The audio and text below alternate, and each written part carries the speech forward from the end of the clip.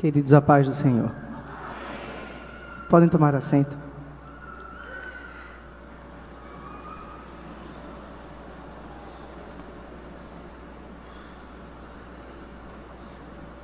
É uma alegria muito grande para mim nessa noite estar na casa do Senhor. Eu já estou feliz só por estar aqui. E mais feliz ainda por poder compartilhar algo da parte de Deus com a igreja. Abra comigo a sua Bíblia no livro de Jó, no capítulo 42.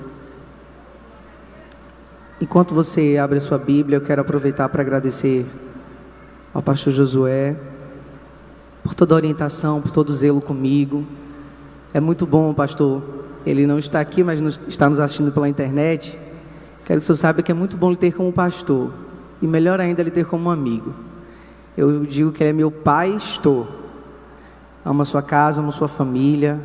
Amo o cuidado que o senhor tem comigo. E quero que Deus continue lhe abençoando, lhe fazendo prosperar em tudo. E eu quero agradecer ao ministério dessa igreja por todo o carinho comigo. Irmãos, eu sou muito zelado nessa igreja. É um ministério que eu me sinto amado. Que Deus continue os abençoando. Em especial a Jonatas, João Lucas e Jones, que são amigos que me inspiram e que têm me aproximado de Deus. Bom ter amigos, né? Que nos aproximam de Deus. Jó 42, versículo 2, diz assim: Bem sei eu que tudo podes, e que nenhum dos teus propósitos pode ser impedido. Eu vou ler novamente. Bem sei eu que tudo podes, e que nenhum dos teus propósitos pode ser impedido. Amém? Podeis assentar. Queridos, quando a gente observa o mundo hoje, quando a gente observa a sociedade de modo geral, a gente fica muito perplexo com aquilo que a gente tem encontrado. Seja no âmbito social, no âmbito financeiro, seja nas instituições. Eu não sei vocês, mas eu tenho, não apenas o meu coração tem sentido, mas eu tenho percebido uma inquietação muito grande no mundo ultimamente. Uma inquietação do tipo de que as pessoas estão muito incertas do dia do amanhã. Quando a gente olha de uma maneira macro, quando a gente olha para o mundo de uma maneira aberta, o que a gente escuta são guerras, rumores de guerras, fome, desastres ambientais. O que encontramos é uma sociedade que perdeu os valores. Perdeu não, inverteu os valores. É diferente.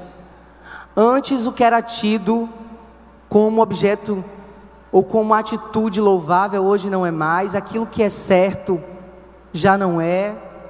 Aquilo que antes era digno de punição, agora é tido como parâmetro. Não sei direito se vocês estão percebendo, se a igreja percebe, não apenas como igreja, mas como sociedade, que o mundo está muito inquieto.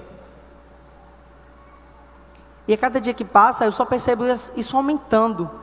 E em algum momento parece, inclusive, que a gente se perdeu em algum lugar que não sabe mais como voltar. Às vezes, conversando com algumas pessoas, eu percebo a insatisfação delas com a sociedade, com a política, com o país, com tantas coisas. E algumas delas dizem assim: olha, não tem mais jeito. É isso aí mesmo. Ó, o mundo se perdeu. Já ouviram isso? Ó, o mundo está perdido. No texto que nós acabamos de ler, Jó, já no último capítulo do livro, depois de ser indagado pelo próprio Deus a respeito de algumas coisas, e Deus perguntar para Jó coisas do tipo: Jó, onde você estava quando eu fundei a terra? Onde você estava quando eu a sustentei, quando eu botei pilares lá para sustentar a terra? Onde é que você estava nesse momento? E aí Jó percebe a sua pequenez. Aí Jó percebe o quão pequeno ele era. E aí ele se volta para o Senhor e diz: Deus, bem sei eu que nenhum dos teus planos podem ser frustrados. Igreja, nessa noite eu quero compartilhar algo com você. Eu quero mesmo sabendo que muitos aqui talvez estejam com o seu coração aflito, como eu estava dizendo há pouco, mas eu quero trazer uma palavra da parte de Deus no seu coração e dizer, olha, ó, parece que perdeu a direção, parece que perdeu o sentido, mas eu tenho algo para lhe dizer. Ainda que as coisas saiam do nosso controle, elas jamais saem do controle de Deus. As coisas não podem sair do controle de Deus. Parece que o mundo está perdido, mas o mundo não está perdido. Parece que as situações estão invertidas, confusas demais, complexas demais para serem resolvidas, mas na verdade todas essas coisas estão sob o controle de um Deus que pode todas as coisas.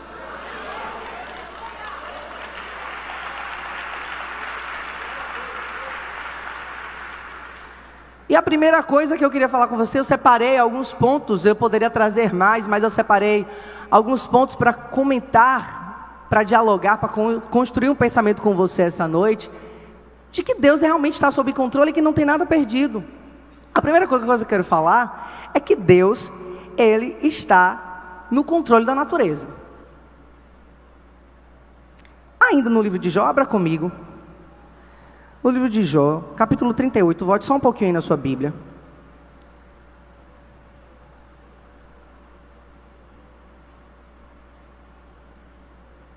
Capítulo 38, eu vou ler o texto aqui.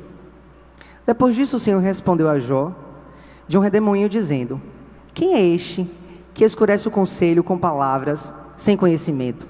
Agora cinge os teus lombos como homem, e perguntar-te-ei, e tu me ensinarás. Onde estavas tu, quando fundava a terra? Fazendo o mar, se tens inteligência.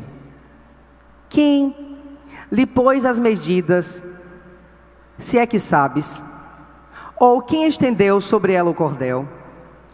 Sobre que estão fundadas as suas bases? Ou quem assentou a sua pedra de esquina?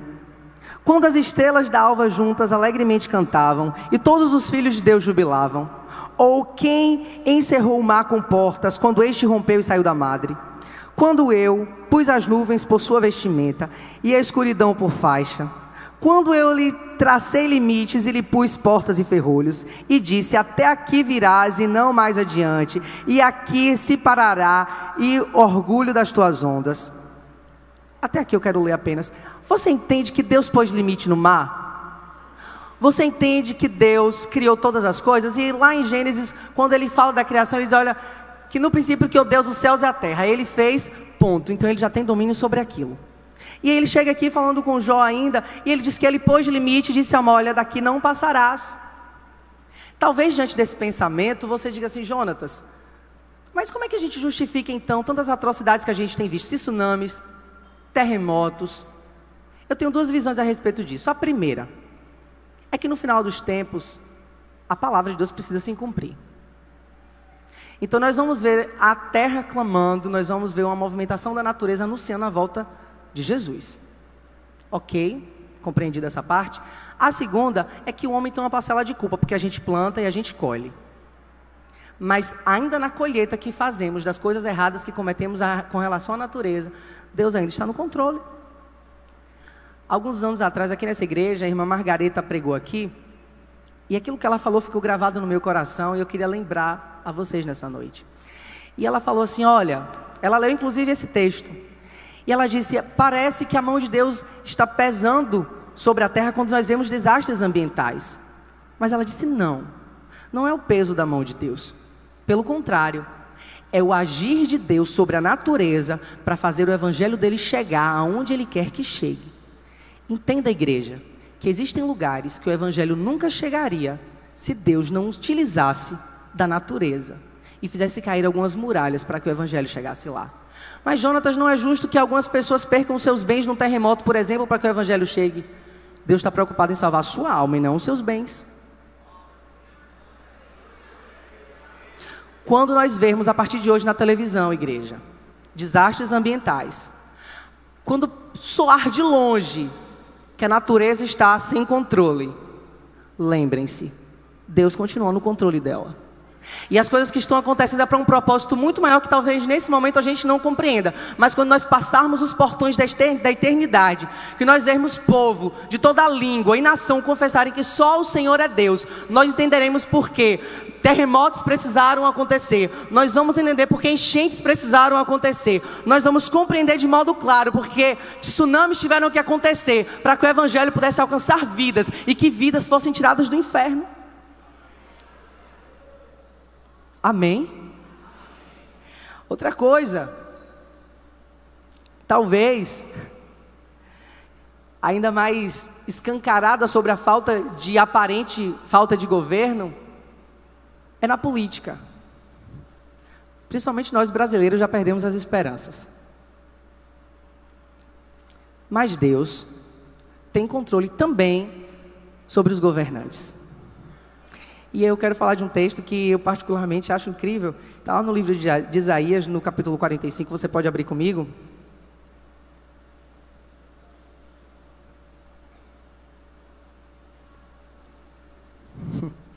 Aleluia. Isaías capítulo 45, versículo 1, que diz: Assim diz o Senhor ao seu ungido, a Ciro, a quem tomo pela mão direita, para bater as nações diante de sua face, e discernir os lombos dos reis, para abrir diante deles as portas, e as portas não se fecharão. Eu irei adiante de ti, e endireitarei os caminhos tortuosos. Quebrarei as portas de bronze, e despedaçarei os ferrolhos de ferro. Eu vou ler só até aqui. Ciro era alguém que não conhecia o Senhor. Ciro era alguém que não era conhecido dos deuses dos hebreus, por exemplo. Não era um cristão. Mas Deus chama Ciro de meu servo. E em algumas partes do texto a gente vai ver que ele também é chamado de pastor. E por que eu gosto tanto desse texto? É porque talvez alguns governantes nem conheçam o Senhor, mas serão levantados pelo Senhor para cumprir o propósito dele, porque os governos também estão sob o controle de Deus. O que acontece aqui, nesse texto de Isaías 45, o que tinha acontecido? Quando os judeus foram levados para a Babilônia como cativos, de lá eles clamavam ao Senhor pedindo para que fossem socorridos, para que fossem libertos. Então Deus levanta a Ciro para invadir a Babilônia, destrói o reino babilônico que existia, e aí ele volta para o povo e diz: olha, todos aqueles que estão aqui em cativeiro, se quiserem voltar para a sua terra de origem, estão livres para isso, mas se quiserem continuar aqui, podem adorar ao seu Deus neste lugar. E o povo entendeu que Deus tinha enviado Ciro para os libertar, e assim foi. Se Deus fez isso aqui lá na Babilônia, por que Deus não pode levantar nesse país um governante que, ainda que não seja cristão, seja levantado com um propósito, com o coração voltado para as coisas do reino, para a gente ver essa nação mudar? Queridos, faltam poucos dias para as eleições. Eu quero lhe perguntar de modo honesto: quantas vezes você já orou pelos nossos governantes? Eu não quero fazer apologia a partido nem a politicagem, mas precisamos falar de política, porque somos seres politizados. E Deus tem interesse também nisso. É erro nosso quando nós nos abstemos de falar, quando nós nos abstemos de falar de política, de defender um ponto de vista, porque nós temos um princípio e nós temos que defender esse princípio.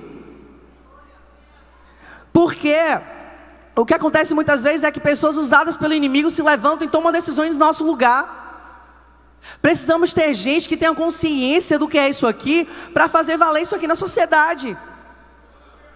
Eu quero convidar você, igreja, nestes dias ainda, erguer um clamor ao Senhor dizendo: Deus, levanta homens com coração sincero diante de ti. Levanta homens como Ciro, que ainda que não te conheçam, possam ser chamados de teu servo, porque tem o coração inclinado para a tua vontade.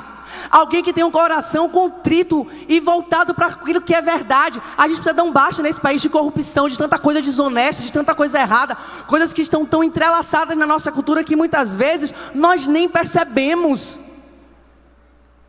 Mas Deus está no controle. Amém? Quando nós passamos numa rua escura muitas vezes e temos medo quando nós nos sentimos inseguros.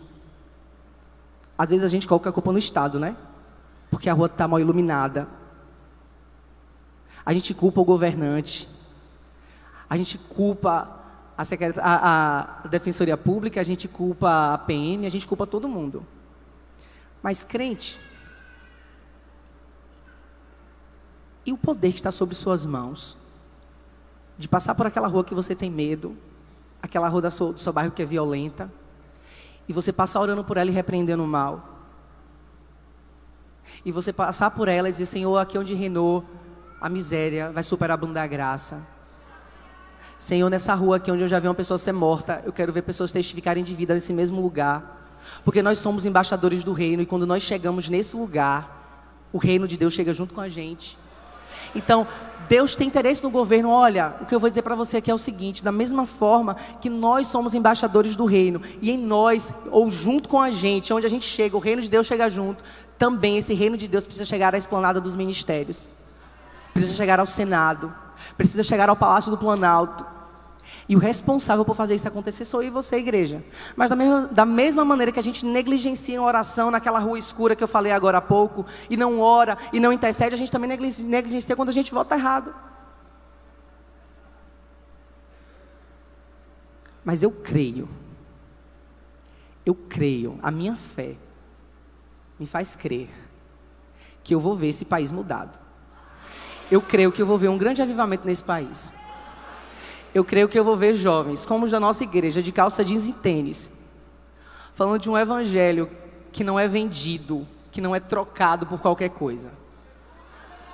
Eu creio em jovens como nós, geração viva, que vão ocupar cargos públicos. Jovens como nós, que têm o coração voltados para as coisas de Deus, para dizer não, a situação que está aí, e pregar para esse país o evangelho de verdade. Amém? Deus está no controle. Deus, Ele também está no controle da igreja dele. Por que eu estou falando isso aqui? Quando eu estava estudando esses últimos dias em casa e analisando a situação, eu percebo como as instituições, de modo geral, elas estão desacreditadas. E esse descrédito chegou também às igrejas. Volta e meia, o pastor Josué, ele até comenta aqui, de como líderes religiosos são rechaçados hoje, viraram piadas, viraram seres caricatos. A gente vê isso na dramaturgia, a gente vê isso nas conversas, a gente vê isso na sociedade de modo geral. Chegou a um ponto que às vezes a gente fica sem jeito de dizer que é evangélico, ou que é pastor, ou que é isso, ou que é aquilo, porque já olham meio torto assim. E parece que quando a gente observa as notícias de pastor, de igreja de investigação que chegou dentro das igrejas, e enfim, a gente fica com aquela sensação de que, cadê Deus cuidando da sua igreja? Eu mesmo, quando vejo essas notícias, fico me revirando ali e clamando pelo sangue de Jesus e falando: Senhor, essa igreja é sua. E não digo igreja apenas, cristianismo sem fronteiras, mas a igreja do Senhor na terra. E quando a gente para observar isso, o evangelho sendo muitas vezes criticado, rechaçado, virando motivo de piada, e aí a gente pergunta: cadê Deus? Aí eu lembro de uma coisa: se tem alguém que não precisa de defesa, é Ele. Deus não precisa de ninguém para defender Ele, não. Ele é o Senhor Todo-Poderoso. E quando Ele chega, diz: ó, basta, basta. E eu preciso lembrar aos senhores que Ele não deixou a igreja dele de mão, não. O Senhor continua tendo um compromisso sério com a sua igreja. No livro de Atos, no capítulo 2, aliás, antes de abrirmos em Atos, vamos para o livro de João, que eu quero ler uma referência aqui com vocês.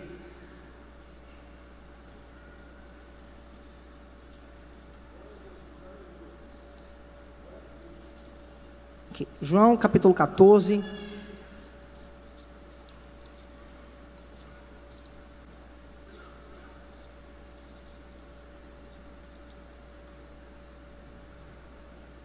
o versículo 16.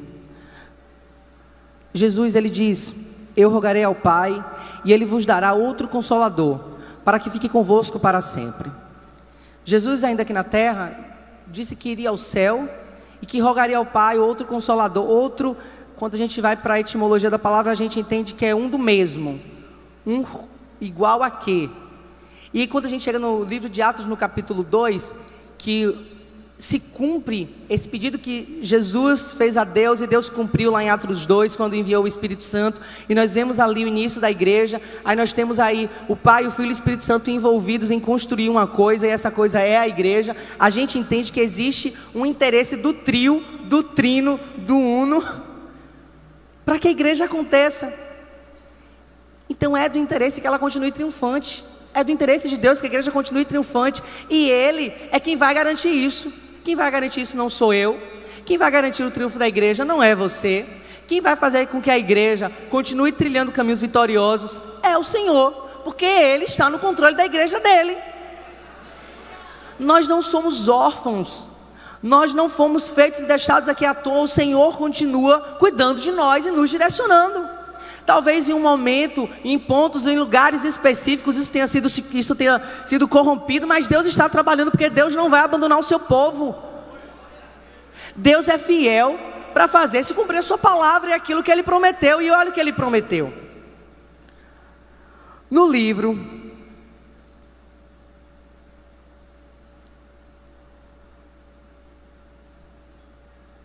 perdi a referência aqui, mas o Senhor diz em Mateus, se eu não me engano, Mateus 18, posso estar enganado, mas Jesus falando com Pedro, ele disse que sobre esta pedra, falando dele mesmo, construirei a minha igreja, as portas do inferno não prevalecerão contra ela. Inclusive eu já vi esse texto ser usado algumas vezes errado, dando a entender de um jeito que o texto não diz. Quando o texto diz que as portas do inferno não prevalecerão contra a igreja, não é que a igreja vai resistir à rebombada do inferno. Diz que a igreja vai botar a porta do inferno adentro, e a porta do inferno não vai conseguir suportar a ação da igreja. E o que eu quero dizer com isso? A promessa que o Senhor fez, Ele mesmo vai fazer cumprir. Aí eu olho para você nessa noite, igreja do Senhor, e eu pergunto para você: nós temos atacado o inferno para povoar os céus? Se o Senhor promete que as portas do inferno não prevalecerão contra a igreja dele, e nós não estamos atacando o inferno, o erro não está no Senhor.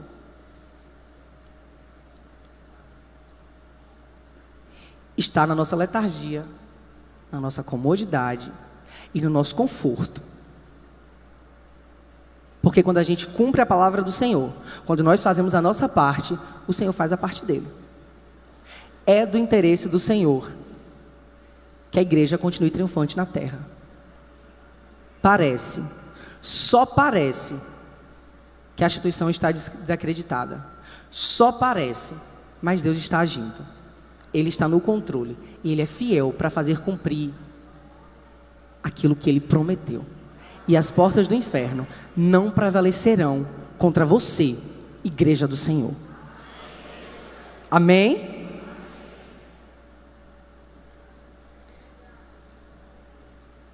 E agora, queridos, eu quero dizer para você que Deus está no controle da sua vida. Eu não sei como você chegou aqui nessa noite. Eu não sei pelo tipo de coisa que você está passando, pelo tipo de coisa que você precisou vencer para estar nesse lugar nessa noite. Só você e Deus sabem. Talvez a tristeza seja tão grande, a preocupação com amanhã seja tamanha, que você tem perdido a sua paz. Talvez você tenha orado e você não tenha ouvido resposta da parte do Senhor. Talvez a enfermidade tenha batido a sua porta. Pode ser que a situação no seu lar não esteja das melhores. Pode parecer que está tudo perdido, mas não está. Porque Deus está no controle da sua vida. Eu garanto para você que se você confiar no Senhor, se você parar de se debater e tentar resolver as coisas com a força do seu braço, e você confiar ao Senhor esse controle que você está tentando desenvolver aí. Talvez você esteja com problemas e você está tentando resolver os problemas com a força do seu braço.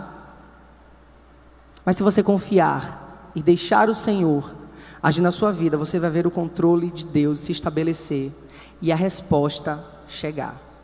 No livro de Deuteronômio, no capítulo 8, versículo 2, o Senhor fala que Ele levou o povo ao deserto e fez o povo percorrer no deserto durante os 40 anos para sondar a sinceridade do coração do povo,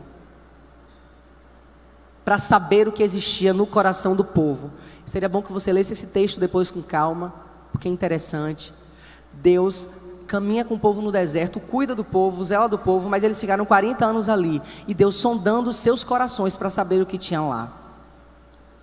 Talvez a prova que você esteja passando seja o Senhor querendo descobrir o que tem no teu coração.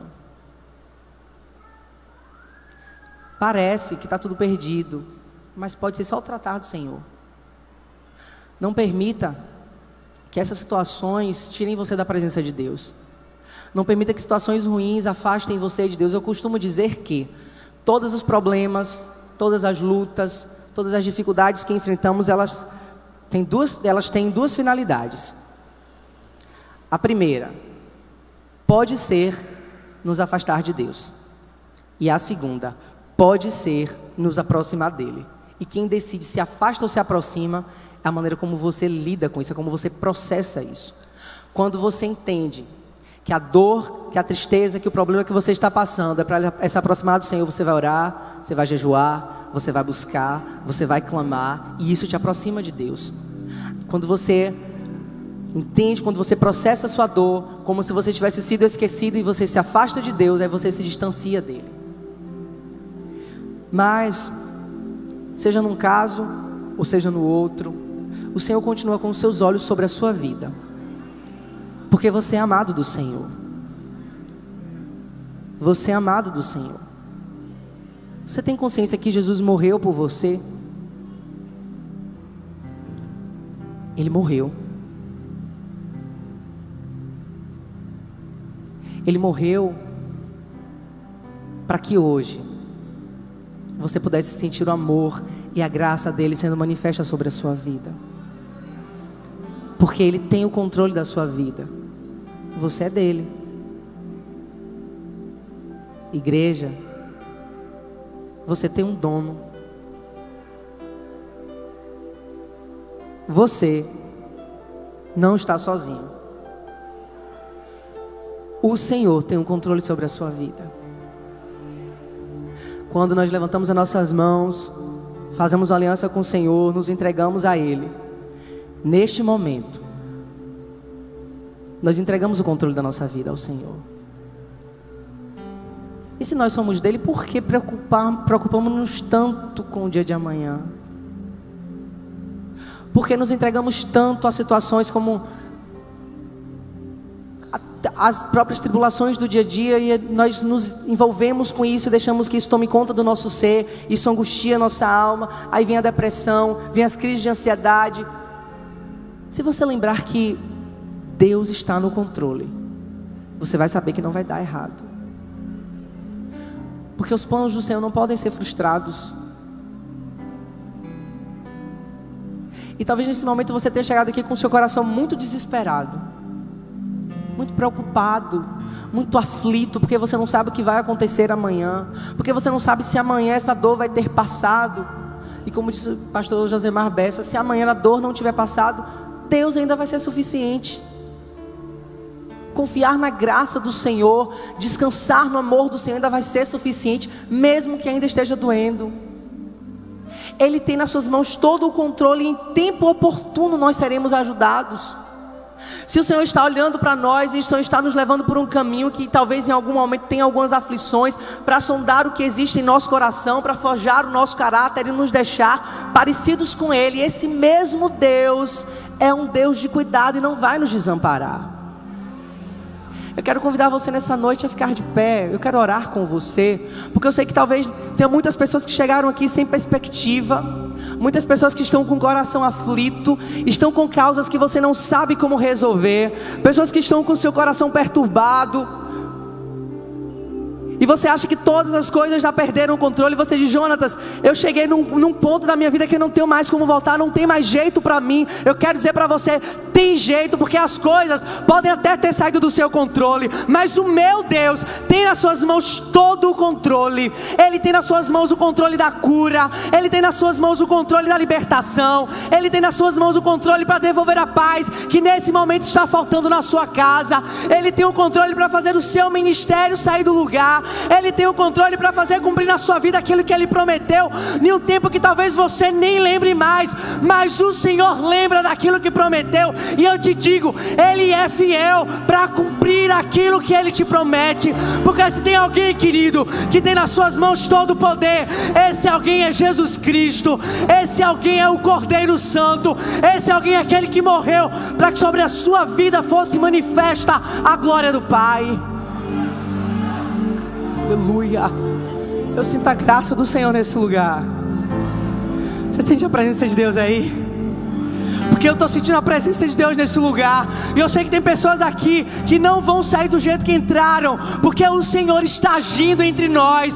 O Senhor desde o início do culto tem sido convidado a ficar à vontade em nosso meio, e Ele está caminhando nesse lugar.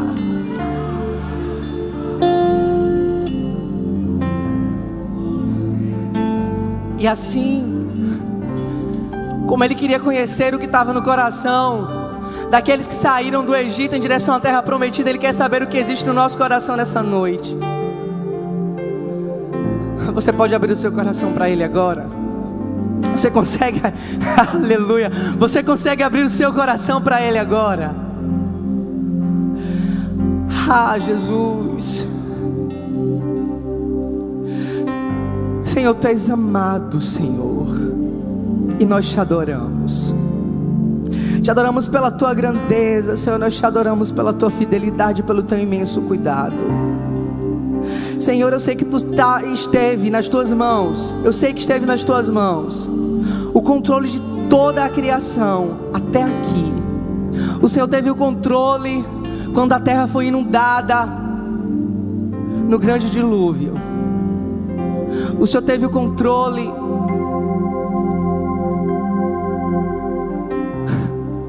aleluia. O Senhor teve controle, Senhor, sobre as dores de pessoas aqui que não souberam nem como lidar com elas. O Senhor estava lá. O Senhor teve o controle quando o povo saiu do Egito. O Senhor teve controle quando não deixou que eles morressem de fome e sede no deserto. E o Senhor não vai deixar que pessoas aqui nessa noite morram de sede e fome na prova e nas lutas que estão passando. O Senhor tem um controle sobre todas as enfermidades. Eu creio que nessa noite o Senhor quer curar a enfermidade nesse lugar.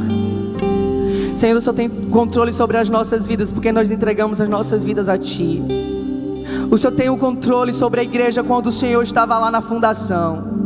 O Senhor tem o controle sobre as nossas vidas, e mais uma vez nós nos rendemos a Ti e dizemos: venha sobre nós o Teu reino, Senhor. Venha sobre nós a Tua vontade. Cumpra em nós o Teu querer, porque a Tua vontade é boa, ela é perfeita. A Tua vontade é agradável, e é nesse lugar que nós queremos repousar. Nós queremos repousar no centro da Tua vontade, para ver se cumprir nas nossas vidas, ó Pai, a Tua glória, a Tua promessa, a Tua palavra, para que o mundo olhe para nós e aconteça com a igreja dessa geração o que aconteceu com a igreja de Atos 2, que ia sendo acrescentada à igreja aqueles que iam sendo salvos, porque o Senhor estava no meio daquela igreja. E nós queremos que o Senhor esteja presente neste lugar, ó Deus. Deus, toca o coração e toca a vida de pessoas aqui que chegaram precisando de socorro. Deus, eu quero clamar a Ti nessa hora, Pai. Vai restaurando vidas aqui, casamento, Senhor, restaurando a saúde. Vai tirando, Senhor, toda a preocupação, todo pensamento de morte, todo pensamento suicida caia por terra agora. Toda depressão, toda angústia, todo sentimento de solidão. Pai, o Senhor que tem todo o amor, o Senhor que enviou Jesus para morrer por cada um de nós, pelo imenso amor que o Senhor tinha por nós, faça-nos sentir esse imenso amor agora. Pessoas que se sentem sozinhas neste lugar e que podem até achar que estão sozinhas e abandonadas, não estão, porque o Senhor continua tendo controle sobre as suas vidas. Enche-nos, ó Deus, a cada dia do Teu amor, da Tua graça e da Tua misericórdia. Cobre-nos, ó Deus, a cada dia, e nos faz lembrar que nesse tempo tão perverso, onde as coisas parecem ter fugido do teu controle, elas continuam no seu controle, porque o Senhor é o Deus de todas as coisas. E assim, ó Deus, nós choramos. Toma o teu lugar entre nós. Fique à vontade na nossa vida, Senhor, para fazer como te apraz, não da maneira que queremos, mas da maneira que precisa ser acontecido, para que o teu nome seja glorificado, em nome de Jesus. Para encerrar, eu quero deixar um texto para você levar para casa e meditar durante a semana. Um texto de Jeremias, capítulo 29, versículo 11, que o Senhor nos diz: porque eu bem sei os pensamentos que tenho a vosso respeito, diz o Senhor, pensamentos de paz e não de mal, para dar o fim que desejeis. Deus tem cuidado de você, igreja. Deus tem zelado de você. Ele está no controle.